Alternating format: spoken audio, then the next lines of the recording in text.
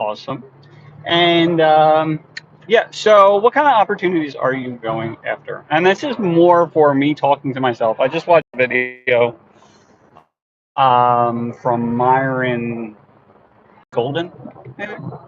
I saw him on someone else's channel, and then I was listening to, I don't know, it's video popped up, so I listened to that. And um, it was like me talking because it took about a half hour of roundabout till we got to the point. But it's something I've talked about, and it's, and also today because I was talking to one of the landscapers that came in, and he's having a tough time, and so I had to explain to him that it's basically just going to get worse. I was trying to give him some tips on how to sell his jobs a little bit better. We gave him pricing, the new pricing that just came in for our starting next week, which is ridiculously lower than the previous weeks, just because I was able to negotiate better pricing, plus with the intention of drastically increasing the number of sales that we get. But for the opportunities that you're in, and what you're doing within your job, how much effort are you putting into, for the amount of money that you're, you know, getting back in return, and it's not only that, but it's also what kind of, what's happening to you mentally, physically, and emotionally. What are all those costs involved compared to the money that you're receiving, right?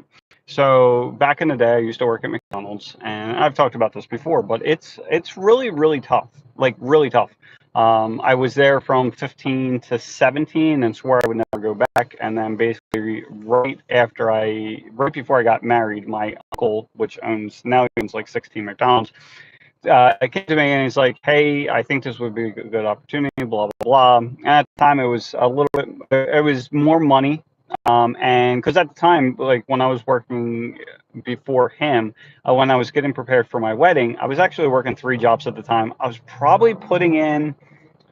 It was at least 80 hours a week, but then once we started with the drive time and everything else, I forget what it was, but basically I left the house at like 6:30. I got home at like 5. That was Monday through Friday. But then 2 days a week I would work, like either Monday through Friday. I would work 2 days during that, and then I'd work from 7:30 to 4:30. But then after that, I would go to the next position, which I worked till I think 9 o'clock, and then I would come home, which it took about 45 minutes to get home.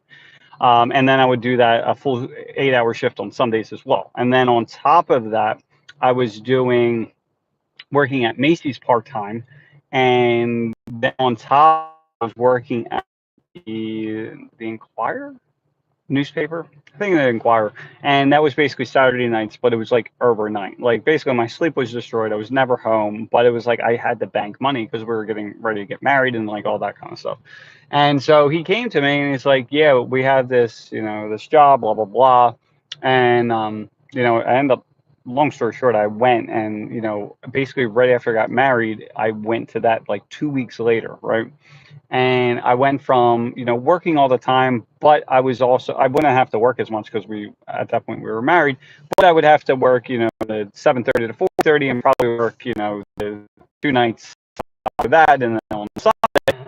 But like I was home right after that. I was home. Like my wife knew when I and everything else, but I went to McDonald's and like everything completely changed. I was working all these like 11 to 7 shifts or 12 I actually had to work 9 hours, like 11 to 8 shifts, and then like I'd work a lot of night shifts where I was going at 3, and then I'd have to work till close, but it was overnight. They had overnight there, so I was working like 3 to 12. It just sucked. Like I was never home, and then on top of that, it was just a really bad. Mentally, it just took a lot out of me to the point where I really hated life. I almost lost my marriage because of it.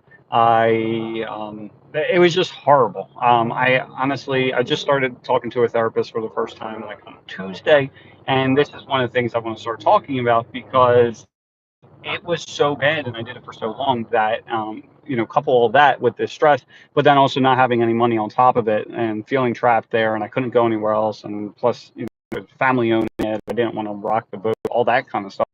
But it took so much out of me mentally and everything else that I really feel like PTSD from it. So, and I used to be a very calm, mellow person, and then, but now I feel like my thermostat is set so high that, it takes a lot of effort to keep it down, but it's very easy for it to go back up. So, those were the costs involved. And I killed myself at work, like all the time, right? And back then, I think I was making, I don't know, 45 grand, something like that. And, but it took a lot of effort and energy and everything else. Now, today's completely different. My life's not perfect by any means, but the amount of effort that I put in to make $45,000 is drastically less than it was, it now than it compared to it used to be. Like it's a fraction, right? And then, but that's only one thing. Like the hours are only one part of it. When I was in a comic situation, my son was, at the time he was like newborn, so I was there till he was 4. I don't remember anything from his childhood. Now that's a combination of things. One, I went home. Two, even when I mentally wasn't there. And 3, because of this amount of stress, because of like the type of food I eat and everything else, and I think I honestly blocked out a lot of stuff, because it was that bad. But everything, it took a toll on everything, my mental health, my memory, just liking life in general. And so anyway, like that was then and this is now, right? I can't imagine going back there and working that hard and that long for $45,000 a year. And it's just because I know there's better opportunities out there. Like I found a better opportunity through the fencing. I found a better opportunity through the supply side. And I'm sure down the line, I'm going to find better opportunities as well.